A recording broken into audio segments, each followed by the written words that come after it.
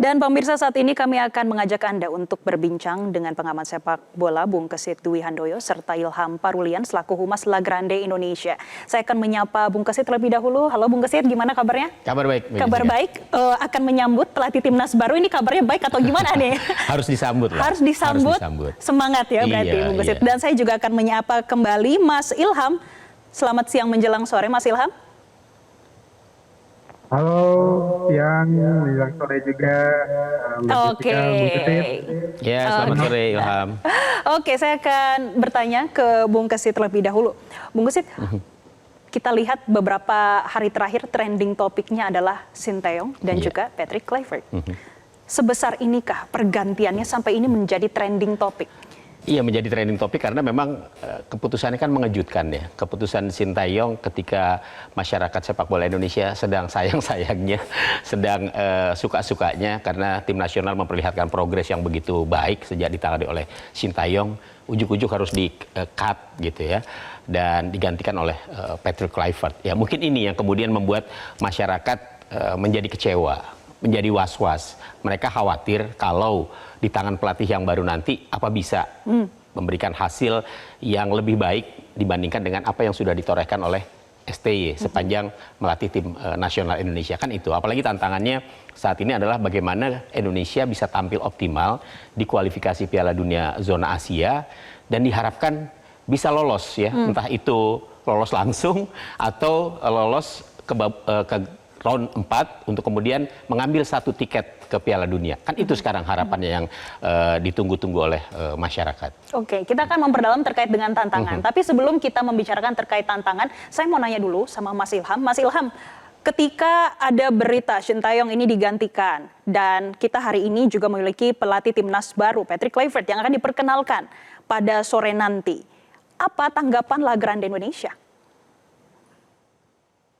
Kalau dari teman-teman La Grande Indonesia ya, sebenarnya kita juga paham lah ya, posisi Coach Sinteyong juga kan nggak bakal selamanya juga ya di menjadi kepala pelatih timnas gitu ya. Apalagi kan kontraknya seharusnya sampai 2027 ya, setelah Piala Asia di Arab Saudi kalau nggak salah. Namun dinamika posisi dari Sinteyong ini kita agak mencium baunya akan dilengsarkan lah istilahnya itu ketika ya setelah match Bahrain dan Tiongkok lah ya, itu juga di teman-teman La Grande Indonesia udah mendengar kabar bahwa posisi Sinteyong ini akan ya cepat atau lambat itu akan ya dilengsarkan atau diberhentikan. Cuma kayak kagetnya itu ketika kita bisa bisa bounce back lah ya ketika match melawan Arab Saudi gitu kan, yang dengan segala euforianya teman-teman La Grande Indonesia juga sebelum match lawan Arab Saudi juga kita bikin koreo melawan Jepang.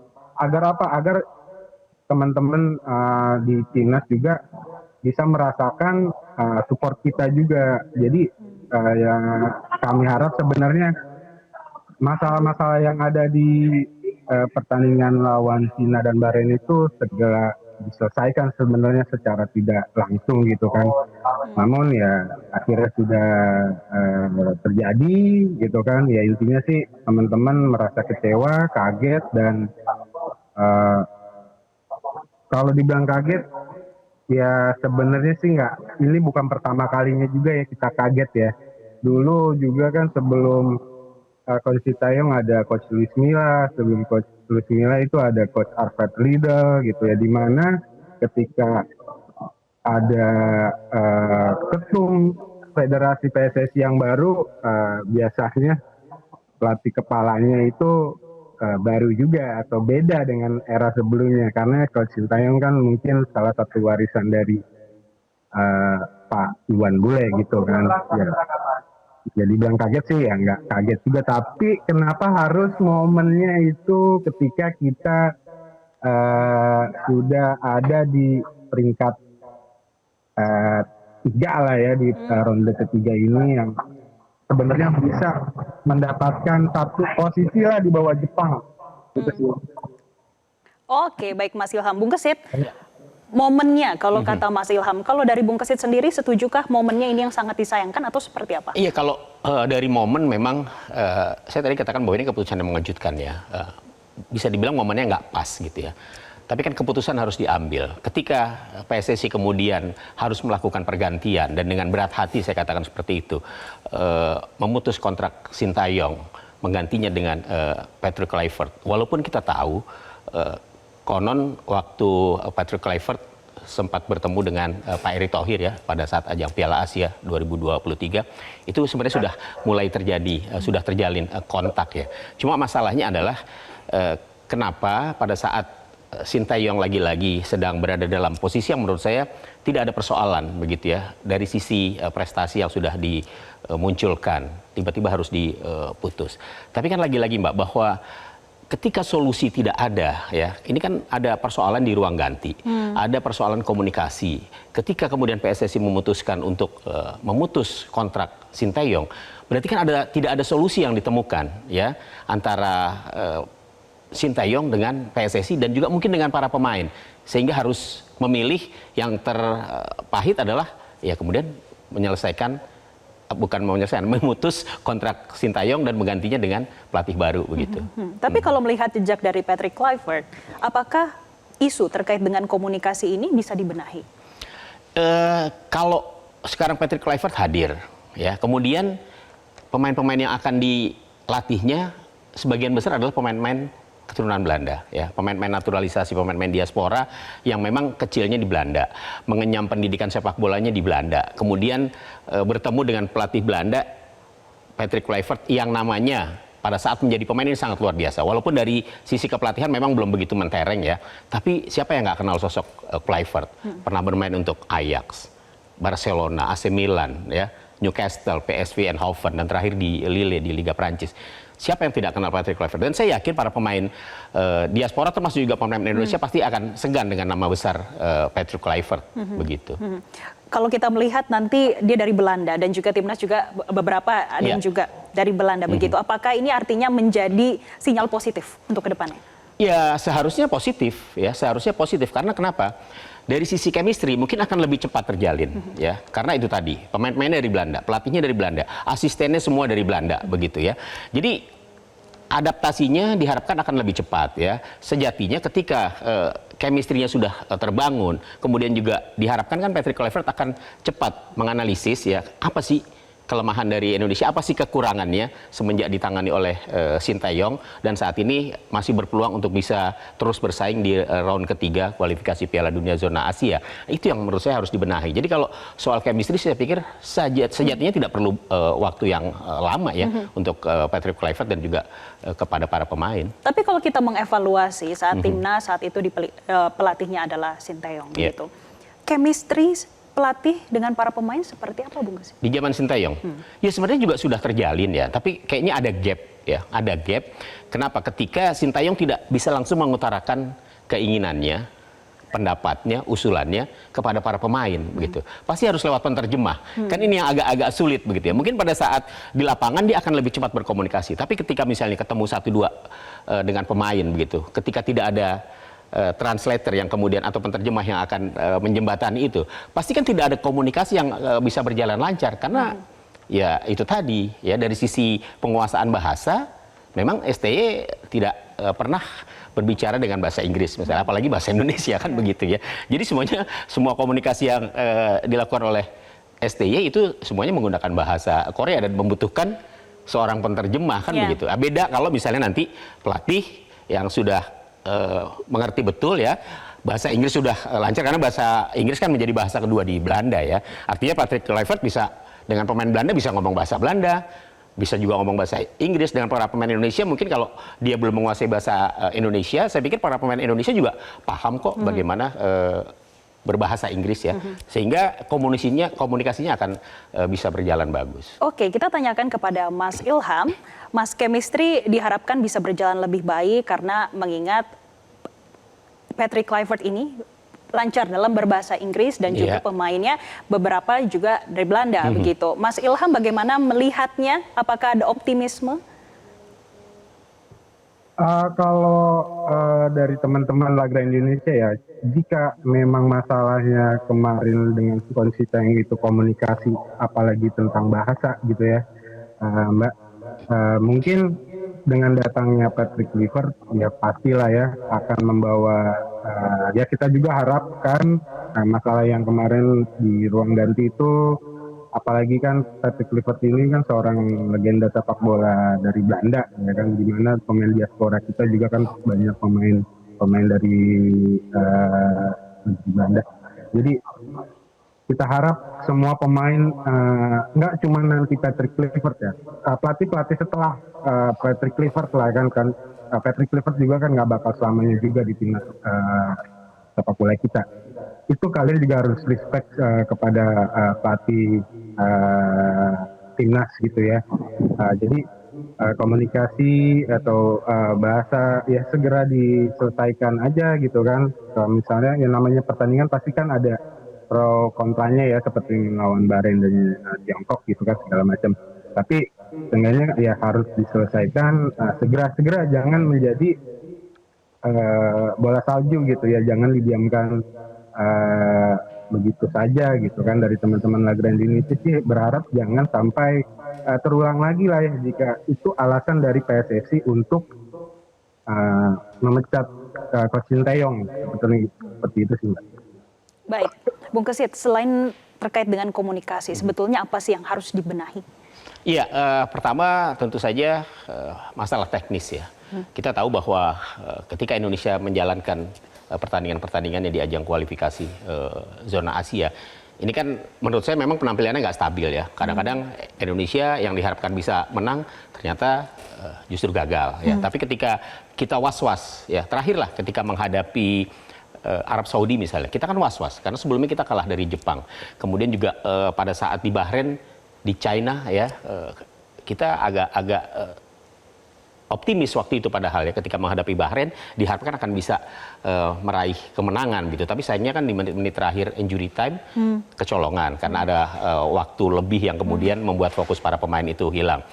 Lawan China yang diharapkan bisa menang ternyata Indonesia juga kalah ya. Nah, ketika menghadapi Arab Saudi kita bisa menang ya. Artinya apa? Bahwa ada inkonsistensi yang diperlihatkan oleh tim nasional Indonesia ya. Mereka tidak tidak flat gitu. Kadang-kadang turun, kadang-kadang naik. Ketika diharapkan bisa menang ternyata tidak. Ketika diharap kita pasrah ternyata bisa menang ya. Jadi memang masalah teknis ini saya pikir menjadi PR yang ya cukup berat memang bagi Patrick Kluivert untuk bisa segera membenahi di mana letak kekurangan tim nasional Indonesia untuk menghadapi pertandingan-pertandingan berikutnya. Baik, Bung Kesit, terkait dengan inkonsistensi, sebetulnya itu permasalahannya dalam formasi atau apa? Selain selain penampilan secara menyeluruh ya, siapapun pemain yang diturunkan, tapi memang saya melihat sebelumnya ada inkonsistensi dalam menerapkan formasi. Pemain-pemain utama yang diturunkan oleh pelatih STY ya. Ketika menghadapi Bahrain dengan menghadapi China, itu kan perubahannya menurut saya sangat radikal begitu ya. Misalnya J.I.C.S yang tiba-tiba tidak menjadi kapten ya, kemudian Patinama yang tiba-tiba diturunkan, Asnawi yang tiba-tiba diturunkan, Tom Hee yang tiba-tiba di bangku cadangan. Jadi memang situasinya membuat masyarakat juga ini tim yang kerangka timnya yang utuh tuh yang mana sih sebenarnya, kan begitu ya. Jadi saya pikir ini juga menjadi satu persoalan yang menurut saya juga harus bisa juga dibenahi oleh pelatih baru nanti. Baik, pemirsa, saat ini kami akan melanjutkan dialog bersama dengan Bung Kesit dan juga Ilham Parulian selaku Humas La Grande Indonesia. Kalau di segmen sebelumnya kita sudah membahas terkait bagaimana teknis dan juga hubungannya dengan inkonsistensi. Saya mau bertanya dulu kepada Mas Ilham, apakah Mas Ilham selaku La Grande Indonesia setuju dengan pernyataan Bung Kesit? Kalau dibilang inkonsistensi, teman-teman sih setuju ya kata Bung Kesit ya, terutama di kualifikasi Piala Dunia ini ya. Tapi ingat juga ya, nggak cuma Indonesia ya, teman-teman yang inkonsisten. 5 negara di dalam grup C ini semuanya inkonsisten sebenarnya. kecuali Jepang ya yang konsisten, karena kita tahu posisi Jepang udah levelnya sudah Piala Dunia lah ya. Karena target di Memoriasi sendiri aja waktu Preskon di Jakarta aja mereka targetnya juara Piala Dunia ya. Jadi Australia, Bahrain, Arab Saudi, kita, Tiongkok semuanya inkonsisten sebenarnya di grup ini gitu ya. Gimana caranya maksudnya Australia itu bisa kalah di Australia, terus Bahrain dengan kejutan juga kalah di home melawan Tiongkok gitu. Terus Arab Saudi juga ditahan sama Bahrain 0-0 di Arab Saudi. Ya semuanya 5 negara ini sebenarnya inkonsisten gitu ya. Jadi nggak ada alasan juga sebenarnya kalau dibilang hanya Indonesia inkonsisten, karena hasil akhir dari 6 pertandingan ini kita masih di peringkat 3 sebenarnya kan. Dan 1 poin juga di bawah Australia kalau nggak salah. Jadi sebenarnya sensi itu masih ada gitu ya. Asalkan sebenarnya kemarin itu kalau ada masalah atau dinamika bahasa federasinya ya harus diselesaikan saat itu juga gitu kan.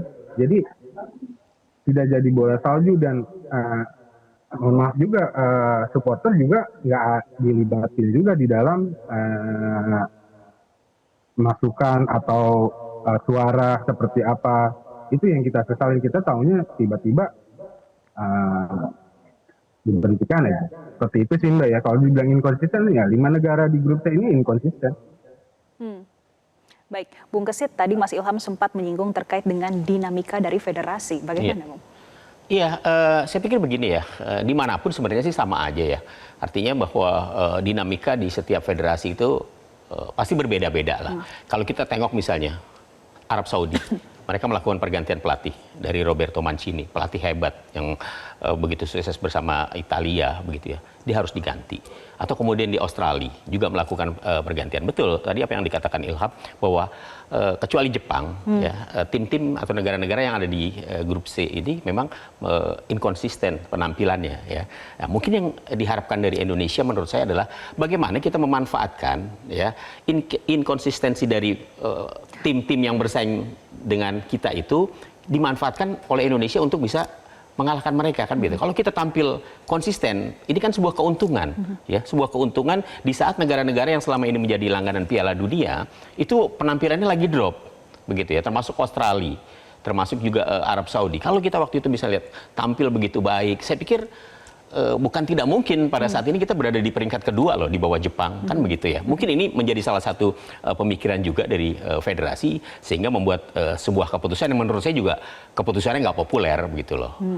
Menghentikan Sintayong dengan pelatih baru di saat Indonesia juga sebenarnya tim nasionalnya ya kalau kita lihat dari keluarnya sedang baik-baik saja sebenarnya begitu.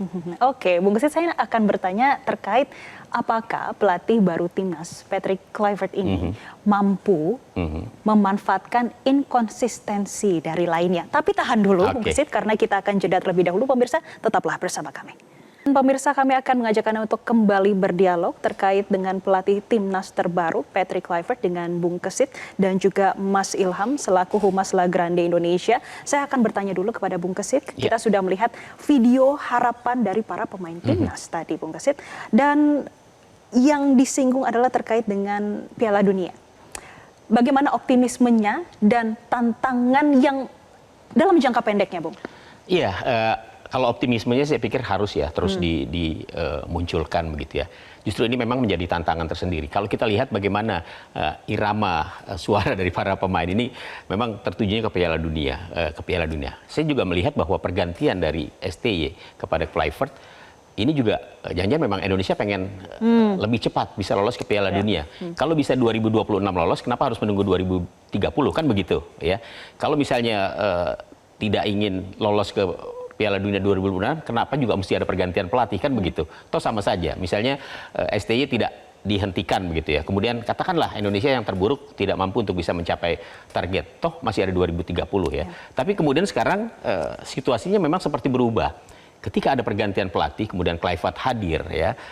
Maka harapan masyarakat adalah Indonesia ya 2026 ini Kluivert harus bisa meloloskan Indonesia ke Piala Dunia. Saya pikir ya bukan yang mudah juga ya, bukan hal yang mudah juga. Ini justru tantangan yang menurut saya cukup berat untuk bisa dijalankan. Tapi apapun dengan optimisme tadi, saya pikir ya harus tetap dimunculkan begitu ya. Kita berharap ya mudah-mudahan aja Indonesia bisa lolos langsung ke Piala Dunia 2026. Apakah lolos langsung ya walaupun memang tidak gampang ya dengan menempati peringkat kedua misalnya, atau lolos ke putaran keempat dan merebut satu tiket untuk ke Piala Dunia 2026. Oke, baik. Sekarang saya mau bertanya dulu kepada Mas Ilham Parulian, Humas La Grande Indonesia.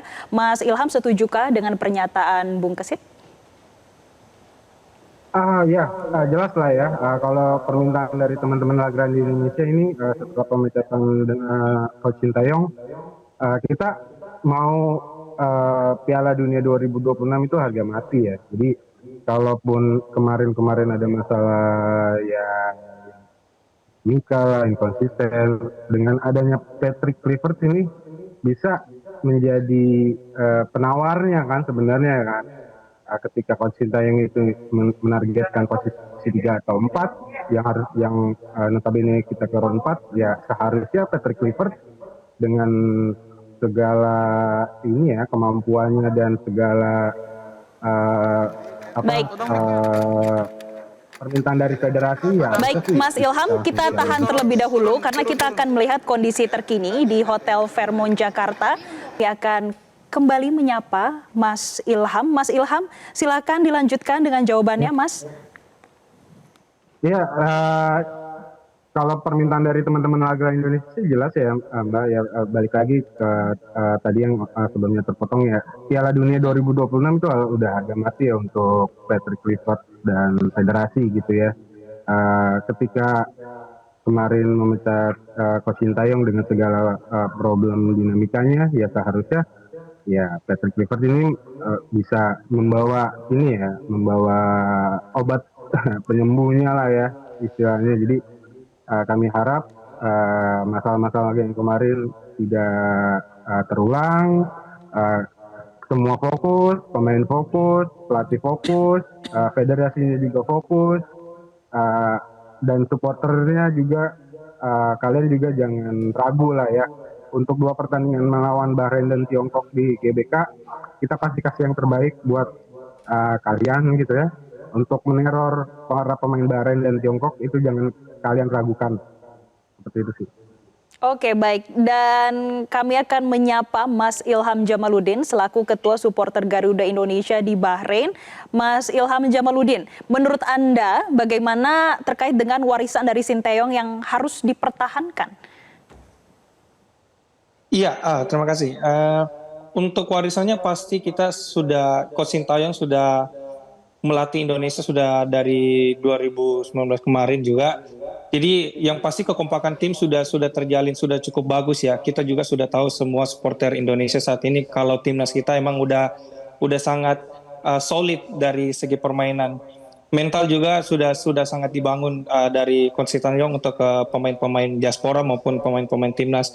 Dan semoga juga kedatangan pelatih baru ini, Patrick Kluivert, semoga juga bisa membawa timnas kita bisa lolos langsung ke Piala Dunia. Walaupun mungkin juga dengan waktu yang menurut saya juga tidak cukup banyak ya, kurang lebih 1-2 bulan. Dan sama seperti teman-teman La Grande Indonesia, Piala Dunia 2026 harga mati untuk timnas Indonesia. Baik, Mas Ilham, saya akan ke Bung Kesit. Tadi Mas Ilham sempat menyinggung terkait dengan mental dan soliditas dari timnas Indonesia. Dinilai sudah cukup baik. Kalau Bung Kesit seperti apa? Apakah ini juga perlu masih ditingkatkan atau memang sudah cukup baik dan dipertahankan? Ya harus ditingkatkan lah ya. Memang mentalitasnya sudah terbentuk lah ya. Artinya sekarang setiap kali kita akan menghadapi siapapun lawannya, itu kesan bahwa tim nasional kita tidak terlalu jauh jaraknya ya dengan lawan yang akan dihadapi. Itu kan begitu terlihat. Kemudian juga kalau dulu sebelumnya ya, di era-era sebelum kita kalau mau lihat timnas itu seperti ini apa bisa menang apa enggak kan kira-kira begitu. Tapi kalau sekarang saya lihat seperti ada optimisme yang begitu besar ya ketika tim ini masuk ke lapangan siapapun lawannya begitu ya. Masyarakat tuh masih bisa berharap gitu ya. Beda dengan era-era sebelumnya begitu. Jadi kalau mentalitasnya kemudian terus ditingkatkan, saya pikir ini justru akan memberikan sebuah kepercayaan diri yang lebih dari para pemain Indonesia ya. Sehingga ketika menghadapi siapapun lawannya, mereka lebih pede gitu. Kan itu yang perlu ditingkatkan pada saat ini. Jadi ya menjadi tugas dari tim kepelatihan yang baru lah untuk memberikan rasa percaya diri yang lebih tinggi kepada para pemain. Yang penting kan jangan over confidence, kan itu aja ya. Bagaimana kemudian meletakkan rasa percaya diri itu bahwa kita jangan merasa kalah sebelum bertanding, kan kira-kira begitu Mbak. Dan menariknya ini adalah untuk Piala Dunia 2026. Iya. Tentunya ini harus ditingkatkan. Saya akan bertanya terkait dengan jangka pendek, jangka menengah dan juga panjang seperti apa. Tapi Bung Kesit tahan terlebih dahulu karena kita akan jeda terlebih dahulu. Pemirsa tetaplah bersama kami. Dan kami akan melanjutkan dialog bersama dengan Bung Kesit. Saya ingin bertanya terkait dengan target Piala Dunia 2026. Ya. Terlalu optimis atau seperti apa? Nah, ini target lolos langsung ke Piala Dunia 2026 ini harus dikonfirmasi lagi nih oleh PSSI ya. Kalau saya kan melihatnya begini, ketika ada pergantian pelatih seperti tadi yang sudah saya katakan dari STY ke Patrick Kluivert, jangan-jangan memang PSSI berharap bahwa Indonesia bisa lolos langsung 2026 ya. Kalau bisa sekarang kenapa harus besok, kan begitu ya. Tapi kan belum ada pernyataan resmi dari PSSI ya. Bahkan yang tersiar kan bahwa targetnya sebenarnya nanti 2030 ya. Nah, kalau menurut saya kalau misalnya targetnya 2030, kenapa juga harus repot-repot ganti dari STY ke Patrick Kluivert gitu kan. Bikin kerjaan aja kan kira-kira begitu ya. Akhirnya kan justru dibombardir PSSI dengan kritikan-kritikan tajam dari masyarakat sepak bola Indonesia ya. Jadi ya itu tadi. Kalau saya melihatnya seperti itu, ketika ada terjadi pergantian pelatih, kemudian juga yang datang adalah pelatih-pelatih dari Belanda ya untuk melatih tim Indonesia yang notabene diperoleh oleh pemain dari naturalisasi dari Belanda. Ya jangan-jangan memang 2026 ini adalah targetnya memang dilolos ke Piala Dunia 2026 gitu. Tapi ya lagi-lagi ini harus dikonfirmasi oleh PSSI. Target yang dibebankan kepada Patrick Kluivert apa begitu loh. Apakah memang harus lolos ke Piala Dunia 2026 atau persiapan untuk Piala Dunia berikutnya begitu.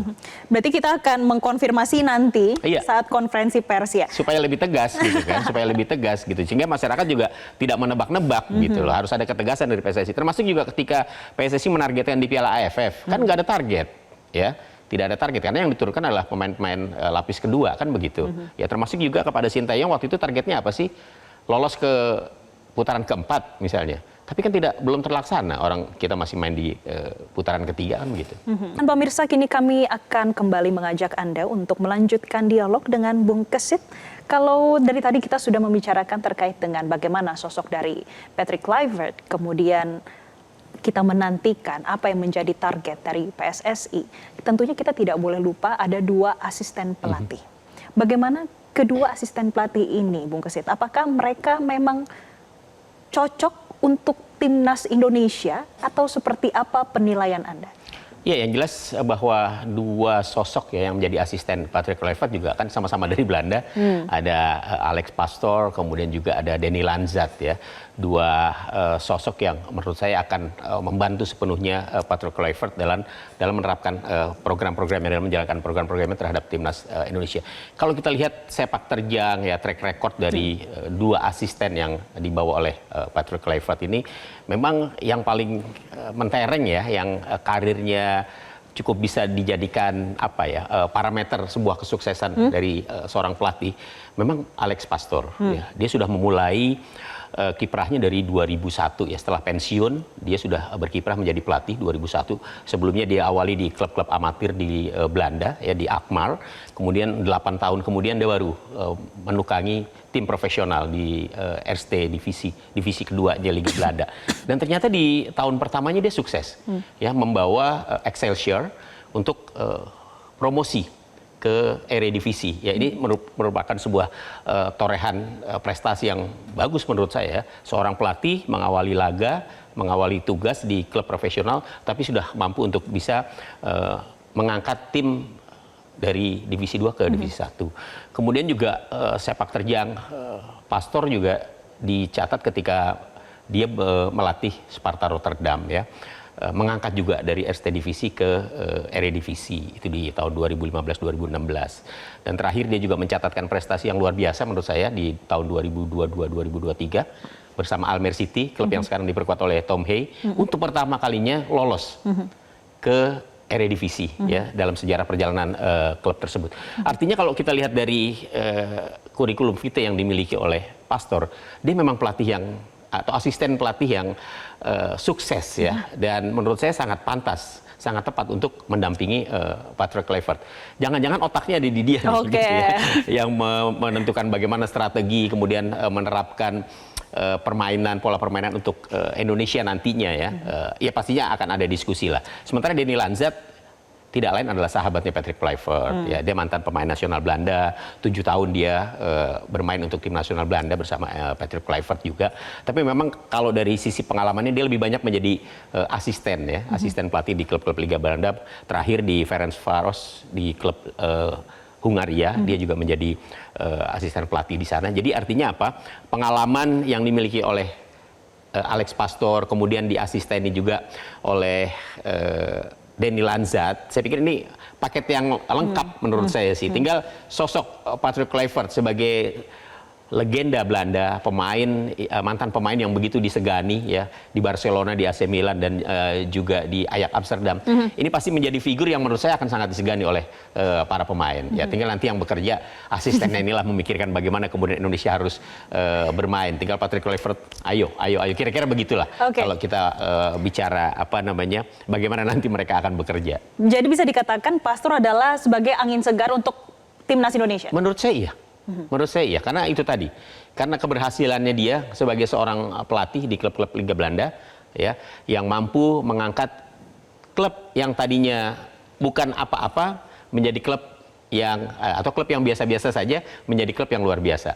Itu, dan itu sudah dibuktikan dalam karir kepelatihan dari Pastor. Baik, kita bertanya kepada Mas Ilham Parulian. Kalau Mas Ilham Parulian sebagai supporter melihat dua asisten pelatih dari Patrick ini seperti apa? Apakah memang mampu menjadi angin segar untuk timnas Indonesia? Kalau dari teman-teman Lagra Indonesia sih ini ya Mbak ya, kita ngelihat kan kemarin berita ada Dani Lanza sama Alex Pastor gitu ya.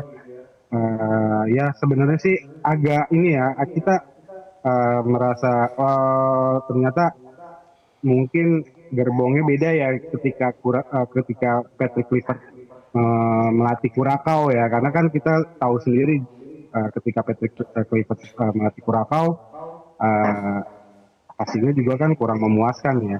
Jadi setuju juga dengan Bung Kesit ya, kedatangan Patrick Kluivert bersama Dani Lanzat dan Alex Pastor, apalagi Alex Pastor dekat dengan ini ya sama klub-klub di Belanda ya.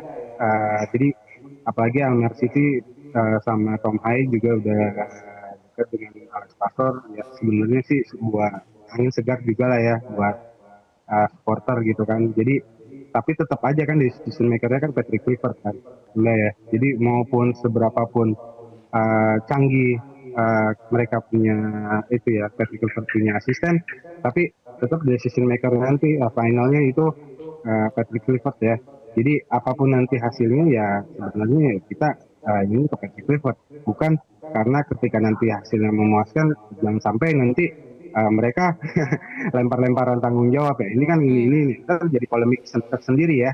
Jadi seperti itu sih dari teman-teman LKD.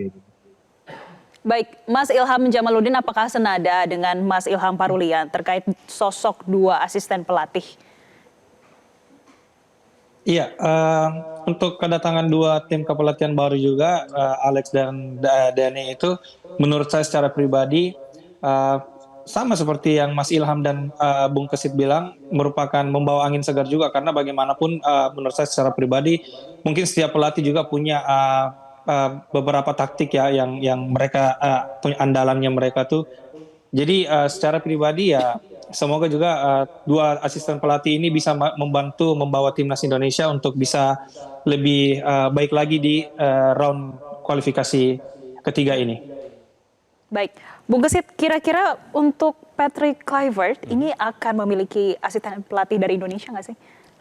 Iya seperti yang pernah disampaikan juga oleh Ketua Umum PSSI ya bahwa akan ada asisten pelatih dari Indonesia dan saya pikir itu wajib hukumnya ya supaya apa? Supaya pelatih Indonesia juga bisa menimba ilmu dari pelatih ke Kluivert sama seperti ketika STY menjadi pelatih kepala kan ada juga pelatih-pelatih Indonesia yang juga dimasukkan dalam tim kepelatihan tim nasional Indonesia ada Nova Arianto kemudian juga ada Bima Sakti ada coach Indra Safri juga di sana jadi saya pikir memang tetap ya ini adalah bagian dari paket kemudian bagaimana pelatih Indonesia nantinya bisa belajar bisa mencerna ilmu yang dimiliki oleh pelatih-pelatih dari asal Belanda ini. Kalau menurut Bung Gesit, siapa sosok yang cocok? Saya pikir nama Nova Arianto, Bima masih akan masuk ya dalam jajaran, termasuk juga Indra Safri akan masuk dalam jajaran tim kepelatihan dari PSSI. Baik, kita tanyakan kepada supporter Timnas Indonesia, Mas Ilham Jamaluddin, apakah Anda setuju untuk ketiga nama tadi? Iya, sejauh ini sih emang kita melihat Coach Bima, Coach Nova, dan Coach Indra Safri sudah melintang ya untuk menangani timnas kita dan bagaimanapun juga beliau sudah memberikan yang terbaik juga buat timnas. Jadi saya harap juga mereka masih tetap melatih timnas Indonesia dengan bisa bertukar pikiran juga saling berbagi dengan pelatih tim Kabel Baru sendiri. Jelajahi cara baru mendapatkan informasi. Download Metro TV Extend sekarang.